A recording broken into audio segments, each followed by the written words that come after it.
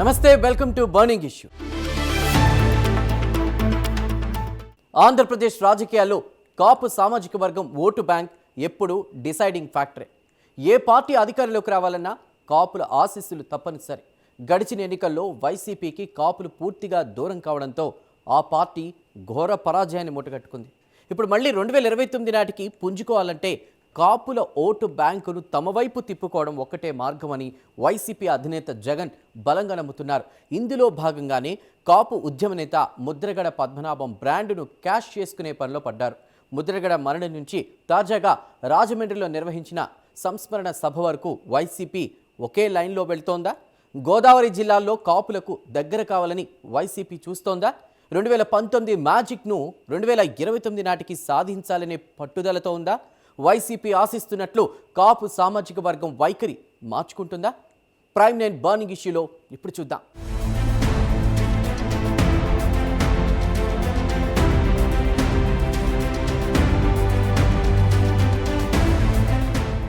ఆంధ్రప్రదేశ్ రాజకీయ ముఖ చిత్రంలో కాపు సామాజిక వర్గానికున్న ప్రాధాన్యత అంత ఇంత కాదు.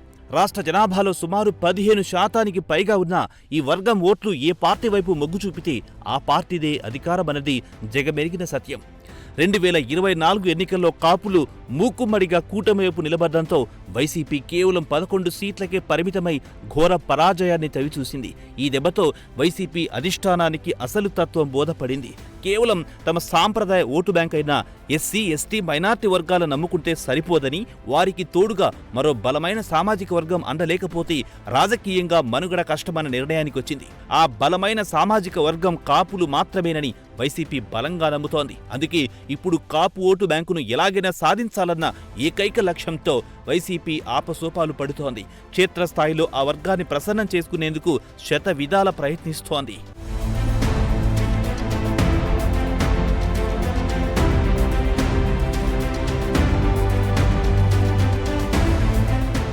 కాపు ఉద్యమ నేతగా దశాబ్దాల పాటు ఆ సామాజిక వర్గంపై చెరగని ముద్ర వేసిన ముద్రగడ పద్మనాభ మరణాన్ని వైసీపీ రాజకీయంగా వాడుకునే ప్రయత్నం చేస్తోందన్న విమర్శలు వినిపిస్తున్నాయి.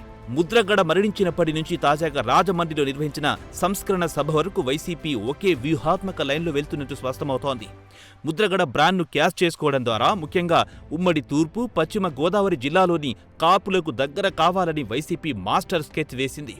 గోదావరి జిల్లాలోని 34 అసెంబ్లీ స్థానాల్లో కాపుల ప్రభావం అత్యధికం.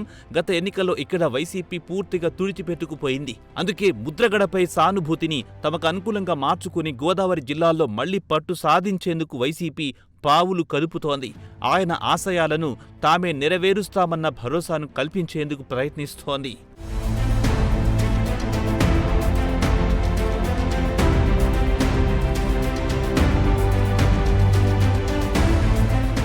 కాపు సామాజిక వర్గం ఓటింగ్ సరళిని గమనిస్తే వారెప్పుడూ ఏ పార్టీకి కట్టుబడి ఉండరన్న విషయం అర్థమవుతోంది. 2014 ఎన్నికల్లో పవన్ కళ్యాణ్ మద్దతుతో టీడీపీ, బీజేపీ కూటమికి అండగా నిలిచిన కాపులు ఆ తర్వాత జరిగిన పరిణామాలతో టీడీపీకి దూరమయ్యారు. 2019 ఎన్నికల నాటికి జగన్ ఇచ్చిన హామీలు, నవరత్నాలతో ఆకర్షితులై వైసీపీకి బ్రహ్మరథం పట్టారు. ఫలితంగా వైసీపీ 151 సీట్లతో బంపర్ మెజార్టీ సాధించింది. కానీ 5 ఏళ్ల వైసీపీ పాలనలో కాపులకు తగిన ప్రాధాన్యం దక్కలేదన్న అసంతృప్తి, పవన్ కళ్యాణ్పై వైసీపీ నేతల వ్యక్తిగత దాడులు కాపులను తీవ్రంగా కలిచివేశాయి. దీంతో 2024 ఎన్నికల్లో వారు తిరిగి కూటమికి అండగా నిలిచారు. ఇప్పుడు ఈ చారిత్రక నేపథ్యాన్ని దృష్టిలో ఉంచుకుని 2019 నాటి మ్యాజిక్ను 2029 నాటికి మళ్లీ రిపీట్ చేయాలనే పట్టుదలతో వైసీపీ వ్యూహరచన చేస్తోంది. కాపుల మనసును గెలుచుకునేందుకు కొత్త ఎత్తుగడలు వేస్తోంది.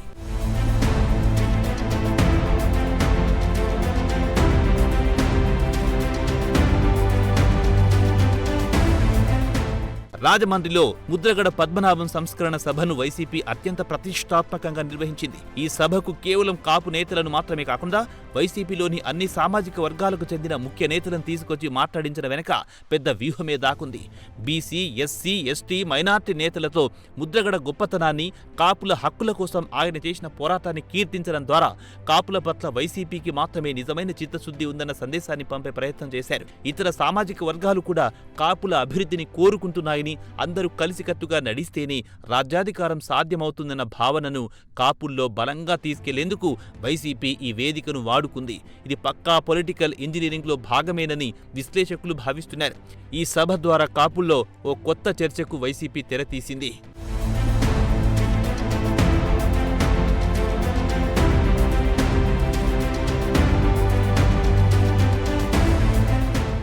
రాజమండ్రి సభతో కాపులకు గాలం వేసే ప్రక్రియను వైసీపీ అధికారికంగా ప్రారంభించింది. అయితే వైసీపీ ఆశిస్తున్నట్లుగా కాపు సామాజిక వర్గం నిజంగానే తమ వైఖరిని మార్చుకుంటుందా? పవన్ కళ్యాణ్ డిప్యూటీ సీఎంగా ఉన్న ప్రస్తుత తరుణంలో కాపులు వైసీపీ వైపు చూసే అవకాశం ఉందా? పార్టీలో కాపు నేతలకు పెద్దపీట వేయడం ద్వారా జగన్ సాధించాలనుకుంటున్న లక్ష్యం నెరవేరుతుందా? Let's continue.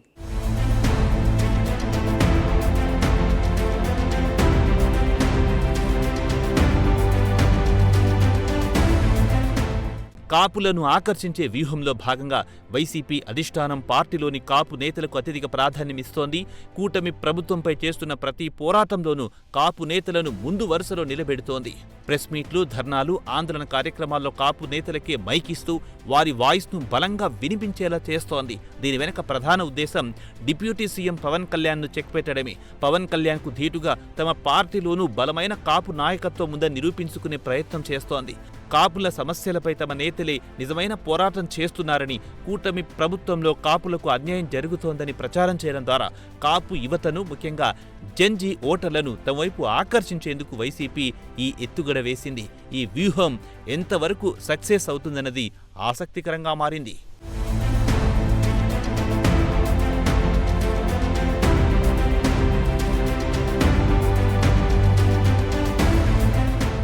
వైసీపీ ఎన్ని వ్యూహాలు పన్నినా, ముద్రగడ బ్రాండ్ను ఎంతగా వాడుకున్నా కాపు సామాజిక వర్గం అంత సులభంగా వైఖరి మార్చుకుంటుందా అన్నది పెద్ద ప్రశ్న. ప్రస్తుతం పవన్ కళ్యాణ్ డిప్యూటీ సీఎంగా, పంచాయతీరాజ్ శాఖ మంత్రిగా తనదైన మార్క్ చూపిస్తున్నారు.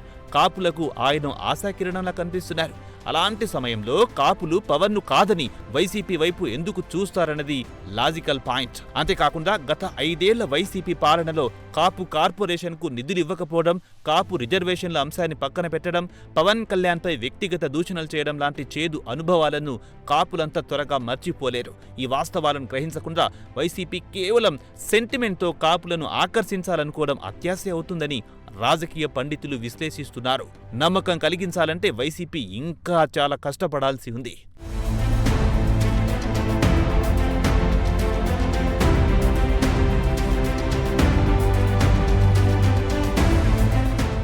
రాజకీయాల్లో ఎప్పుడూ ఒకే ఫార్ములా వర్కౌట్ కాదు. 2019లో వర్కౌట్ అయిన సోషల్ ఇంజనీరింగ్ 2024లో ఫెయిల్ అయ్యింది.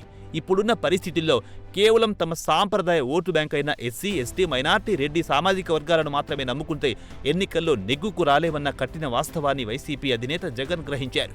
వీరికి తోడు మరో బలమైన సామాజిక వర్గం అండ ఉంటేనే మ్యాజిక్ ఫిగర్ను చేరుకోగలం. రాష్ట్రంలో కమ్మ సామాజిక వర్గం ఎలాగూ టీడీపీకి కంచుకోట. ఇక మిగిలింది కాపులు, బీసీలు మాత్రమే. బీసీలో మెజార్టీ వర్గం టీడీపీ వైపు ఉండడంతో వైసీపీ ఆశలన్నీ ఇప్పుడు కాపులపైనే ఉన్నాయి. ఆ ఒక్క సామాజిక వర్గం తోడైతే చాలు, మళ్లీ అధికార పీఠం దక్కుతుందన్న బలమైన నమ్మకంతోనే వైసీపీ ఈ కాపు జపానికి తెరతీసింది. అందుకోసమే పార్టీ ప్రక్షాళనలోనూ కాపులకు పెద్దపీట వేస్తోంది.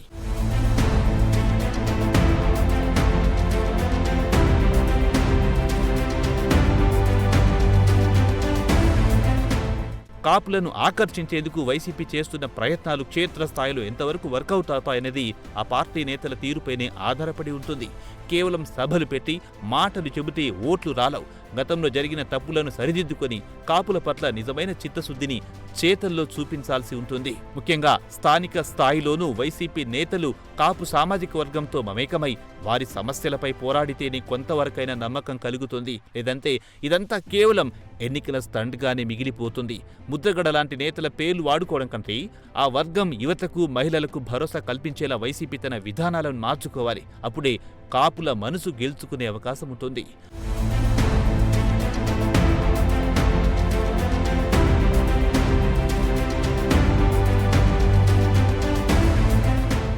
కాపు ఓటు బ్యాంకును కొల్లగొట్టేందుకు వైసీపీ వేస్తున్న ఎత్తుగడలు ఒక ఎత్తు అయితే కూటమి ప్రభుత్వం చేస్తున్న అభివృద్ధి సంక్షేమం మరో ఎత్తు. పవన్ కళ్యాణ్ ఫ్యాక్టర్ను ఢీకొట్టడం వైసీపీకి అంత ఈజీ కాదు. మరి గోదావరి జిల్లాలో వైసీపీ వ్యూహాలు ఫలిస్తాయా? కాపు యువతను ఆకర్షించేందుకు జగన్ దగ్గరున్న బ్రహ్మాస్త్రం ఏంటి చూద్దాం.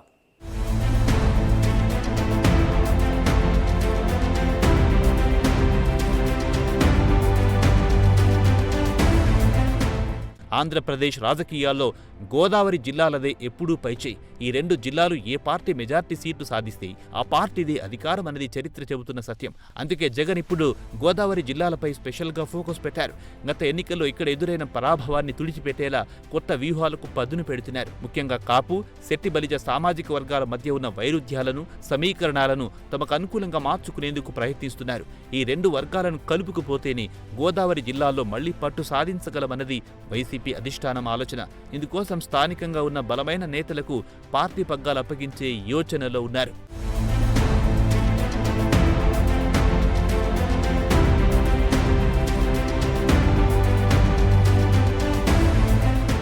వైసీపీ వ్యూహాల్లో ప్రధానమైనది పవన్ కళ్యాణ్ ఇమేజ్ను డ్యామేజ్ చేయడం. కూటమి ప్రభుత్వంలో పవన్కు సరైన ప్రాధాన్యం దక్కడం లేదని, కాపుల ఆత్మగౌరవాన్ని ఆయన తాకట్టు పెట్టారని ప్రచారం చేయడం ద్వారా కాపుల్లో చీలిక తేవాలని వైసీపీ భావిస్తోంది. ఇందుకోసం తమ పార్టీలోని కాపు నేతలతో పవన్పై విమర్శల దాడి చేయిస్తోంది. అయితే ఈ వ్యూహం బెడిసి కొట్టే ప్రమాదం కూడా లేకపోలేదు. పవన్పై వ్యక్తిగత విమర్శలు చేస్తే కాపులు మరింత ఏకమై వైసీపీకి దూరమయ్యే అవకాశం ఉంది. అందుకే ఆచితూచి అడుగులు వేయాలని జగన్ తన నేతలకు సూచిస్తున్నట్టు సమాచారం. కేవలం విధానపరమైన విమర్శలకే పరిమితం కావాలని ఆదేశించినట్టు తెలుస్తోంది.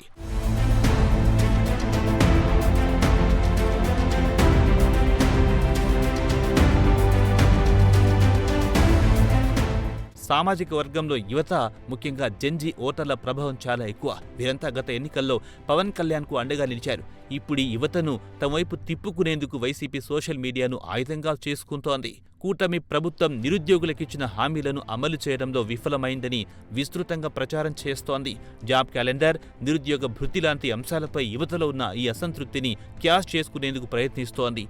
కాపు యువతకు భవిష్యత్తులో తాము కల్పించబోయే అవకాశాలను వివరిస్తూ వారిని ఆకర్షించే పనిలో పడింది.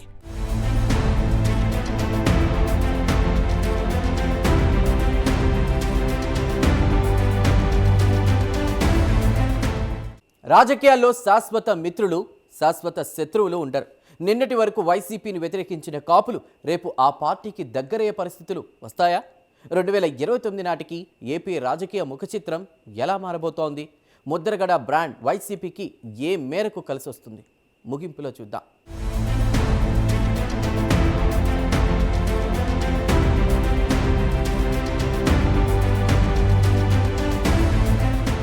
ముద్రగడ పద్మనాభం బ్రాండ్ను ఓన్ చేసుకోవడం ద్వారా వైసీపీకి ప్లస్ అవుతుందా లేక మైనస్ అవుతుందా అన్నది ఆసక్తికరంగా మారింది.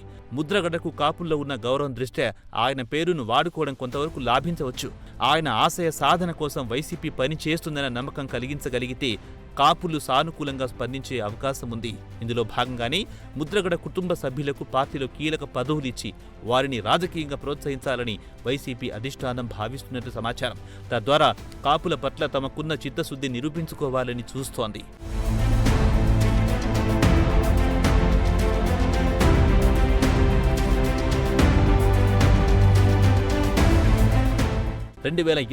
ఎన్నికలే లక్ష్యంగా పావులు కదుపుతున్న జగన్ ముందు అనేక సవాళ్లున్నాయి. టీడీపీ, జనసేన, బీజేపీ కూటమిని ఢీకొట్టాలంటే కేవలం ప్రభుత్వ వ్యతిరేకత నమ్ముకుంటే సరిపోదు. తమకంటూ ఒక బలమైన, స్థిరమైన ఓటు బ్యాంక్ ఉండాలి. గత ఎన్నికల్లో దూరమైన కాపులను మళ్లీ దగ్గర చేసుకోవడం అంత సులువు కాదు. కూటమి ప్రభుత్వం కాపులకు పెద్దపీట వేస్తున్న తరుణంలో వారిని వైసీపీ వైపు ఆకర్షించడం కత్తిమీద సాము లాంటిదే. జగన్ తన రాజకీయ వ్యూహాలకు పదును పెట్టి కాపులకు నమ్మకం కలిగించేలా కొత్త ఎజెండాతో ముందుకు రావాల్సి ఉంటుంది.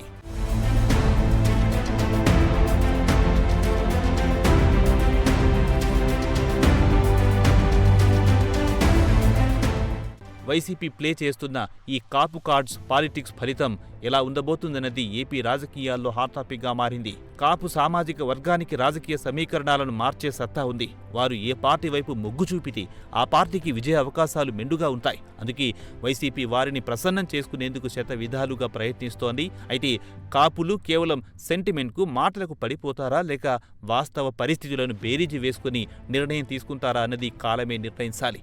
వారి నిర్ణయంపైనే ఏపీ భవిష్యత్తు, వైసీపీ మనుగడ ఆధారపడి ఉన్నాయి.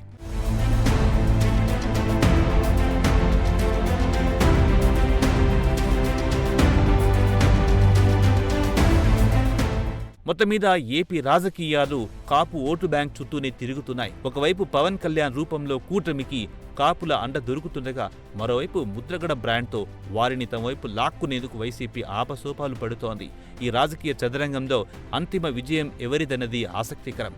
కాపుల ఆశీస్సులు పవన్ వైపు ఉంటాయా లేక జగన్ వైపు మళ్లుతాయా అన్నది రాబోయే రోజుల్లో తేలనుంది. ఏదేమైనా కాపు ఓటు బ్యాంకు కోసం జరుగుతున్న ఈ పోరాటం ఏపీ రాజకీయాలను మరింత వేడెక్కించడం ఖాయం.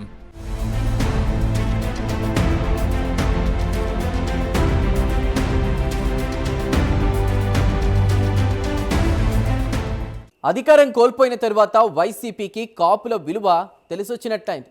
గత 5 ఏళ్లలో జరిగిన తప్పులను సరిదిద్దుకుని మళ్ళీ వారి మనసును గెలుచుకునేందుకు జగన్ టీం తీవ్రంగా శ్రమిస్తోంది.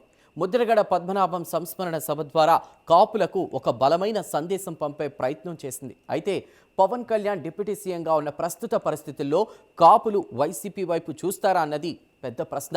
రాజకీయాల్లో అసాధ్యం అంటూ ఏమీ ఉండదు. వైసీపీ వ్యూహాలు ఫలిస్తాయా? కాపులు కరుణిస్తారా?